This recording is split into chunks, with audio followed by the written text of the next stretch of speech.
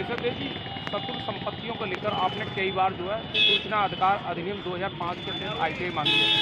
तो जो क्या कहते तहसील के जो आला अधिकारी हैं उन्होंने आपको ITI का अभी तक जवाब नहीं दिया है। आप जो उसके अपील करने जा रहे हैं, तो किस तरीके का मामला है?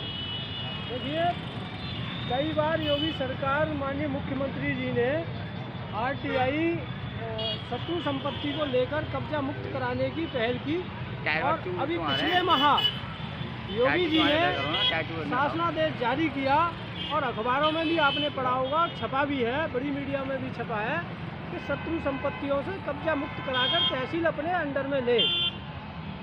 इसी को लेकर के हमने 25 फरवरी 2023 में एक RTI आवेदन किया तहसील पोल में कि कितनी आपके यहाँ शत्रु संपत्ति है और कितनी पर कब्जा मुक्त हो चुकी है और कितनी पर अभी कब्जा मुक्त नहीं हुआ है और कितनी पर कब्जा है और आपने कब्जा मुक्त कराने के लिए क्या प्रयास किया।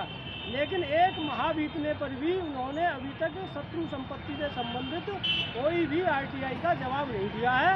आज हम 3 अप्रैल 2023 को RTI की प्रथम अपील SDM कोल को की है, जिसमें हमने उनसे यही अपील की है कि हमको शत्रु संपत्ति से संबंधित RTI का जवाब दिलाया जाए। अगर ये अपील के बावजूद भी नहीं देते हैं, वहाँ से भी कोई कार्रवाई नहीं होगी तो माननीय न्यायालय की शरण में भी जाएंगे। अरे पंडित केशव शर्मा जी, जिस तरीके से सरकार ने सूचना अधिकार अधिनियम 2005 कानून बनाया है कि जो डाटा है, सरकार का जो डाटा है उसको आम आदमी मांग सकता है और सरकार के विभिन्न कारणों से ये डाटा हमको नहीं दिया जा रहा है ITI के तहत, तो फिर ये कानून क्यों बनाया सरकार ने? पूर्व सरकार कांग्रेस शासन में RTI एक्ट लागू किया गया था 2005 और 2006 में ये पूर्ण रूप से लागू हो चुका था। लेकिन शुरू में RTI एक्ट में जो प्रावधान थे वो बहुत शक्तिशाली और पावरफुल थे, उससे अधिकारी भयभीत होते थे और भ्रष्टाचार का खुलासा हुआ था।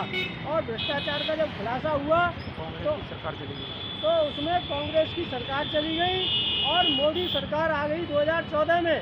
लेकिन जैसे ही मोदी सरकार आई और उत्तर प्रदेश में 2017 में योगी सरकार आई तो इस कानून का खिलवाड़ होने लगा।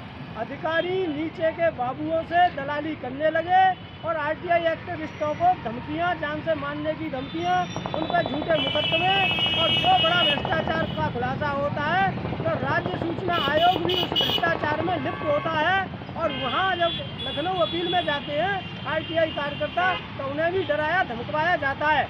इसी को लेके हमने अभी माननीय अपर मुख्य प्रशासन को एक पत्र लिखा है और उसमें मांग की है कि हम 30 सूत्रीय मांगों को लेकर RTI के संशोधन में आपसे मिलना चाहते हैं, हमें मिलने का समय दिया जाए। और हमारी उसमें मुख्य बिंदु ये है कि महामहिम राज्यपाल और मुख्यमंत्री और प्रमुख सचिव प्रशासन सुधार RTI एक्ट में संशोधन कराएं कि RTI का जवाब न देने पर जन सूचना अधिकारी और प्रथम अपीली अधिकारी को कम से कम 50,000 जुर्माना और 15 दिन की कारावास की सजा हो। अध्यक्ष जी, आप पे भी कभी धमकी वगैरह ऐसा कोई है? कई बार मुझे धमकियां मिली हैं, कई मुझ पर झूठे मुकदमे दर्ज करा दिए गए जिसमें हम न्यायालय में विचाराधीन चल रहे हैं, पैरवी कर रहा हूं। और एक बार मुझ में गोली मार दी गई, हम जिंदा बच गया।